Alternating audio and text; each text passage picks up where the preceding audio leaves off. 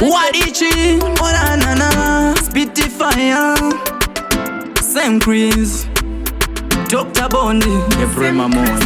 Uchikaona, unotika diki, Eze shua, kadiki, asiziri mumusora sisi jidiki, tarira tarara kan naropa piki. Baguda zinu, mana imama, baguda nananima, tara iyayam, kanozo yo kabako kwa nayam, kozote inda kasima. Bari kujiwane madara kunga Penjeni, bezera na uma kutovati mabenten, andi chishuga dedi chochondo chine plan, nekudita peza jeti chino zondi paten, nekuda kwe mari lavu ya kunga business, ngana vevanu oisa muwiri pa market, no success ende zina mgisa tits, mari kujiwane madara kunga Penjeni. Sino rwaza mukati mehana, makatarisa ima mamana, kutivacha ite yiko mangwana, shua hapana, saiveze kudara ziyazana tete chete, pamwe isati jakete, baba ni mwana murudo chete, pafia mwari atichache, bari kujiwane madara kunga Penjeni, bezera na uma kutovati mabenten,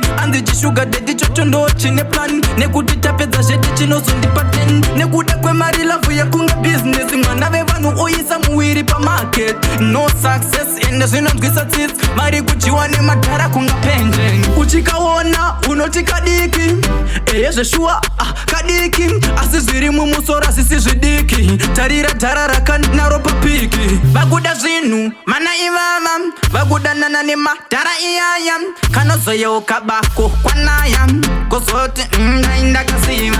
Bari kujiwane madara kunga Penjeni, bezera na uma kutovati mabenten, andi chishuga dedi chochondo chine plan, nekudita peza jeti chino zondi paten, nekuda kwe mari lavu ya kunga business, ngana vevanu oisa muwiri pa market, no success ende zina mgisa tits, mari kujiwane madara kunga Penjeni. Sino rwaza mukati mehana, makatarisa ima mamana, kutivacha ite yiko mangwana, shua hapana, saiveze kudara ziyazana tete chete, pamwe isati jakete, baba ni mwana murudo chete, pafia mwari atichache, bari kujiwane madara kunga Penjeni, bezera na uma kutovati mabenten, andi chishuga dedi chochondo chine plan, nekudita peza jeti chino zondi paten, nekuda kwe mari lavu ya kunga business, ngana vevanu oisa muwiri pa market, no success ende zina mgisa tits, mari kujiwane madara kunga Penjeni.